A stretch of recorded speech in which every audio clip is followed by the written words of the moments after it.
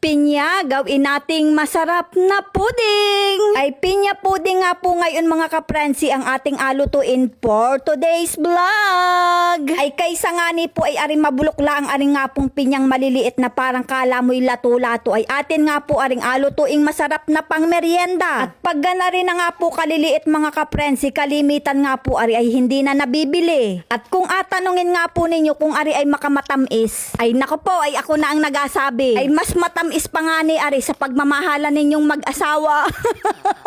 Ay ako po ay hindi nagabulaan kahit ari nga po ay tikman ninyo pa. At kahit nga po ari ay maliliit at parang kala mo'y lato-lato na, aba ay ari naman po ay bawing-bawi sa tamis. At sa sobrang tamis nga po na rin kahit kainin mo pa yung balat, ayun laang at ako'y nagabulaan.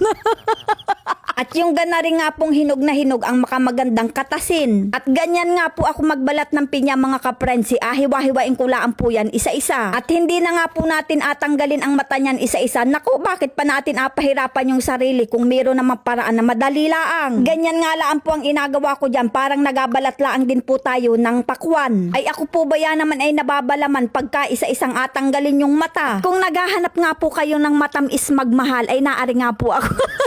Ay kung naghahanap nga po kayo ng makamatamis at maraming pinya, ay pumunta lang po kayo sa bayan ng General Luna, probinsya ng Quezon. Kung ikaw naman ay sunog baga at magiinom ka, abay dini ka rin po sa probinsya namin makakabili ng maraming lambanog. At kung ayaw mo naman po ng lambanog, ay dito ba meron din po dini. At ayan nga po, katasin na nga po natin yung pinya. Ay nakaw, ay lasang kamay ko na naman ari.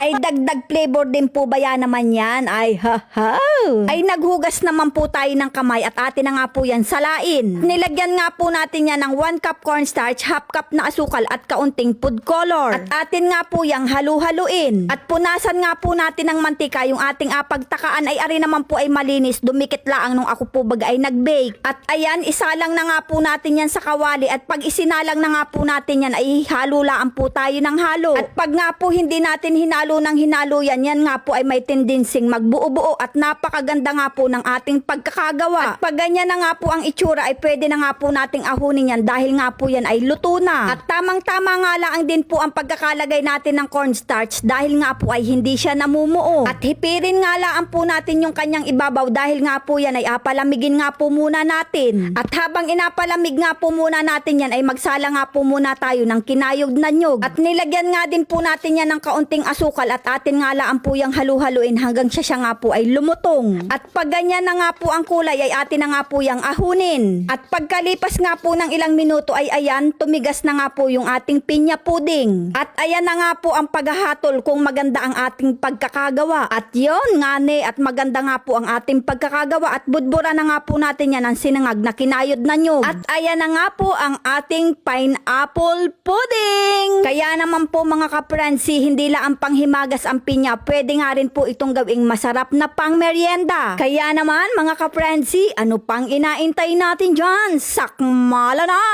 At dahil nga po matamis yung ating pinya ay nako, saktong-sakto lang po talaga yung kanyang lasa. At nagpasarap din po talaga sa kanya yung sinangag na nyog. Hanggang sa susunod na video mga kaprensi, maraming salamat!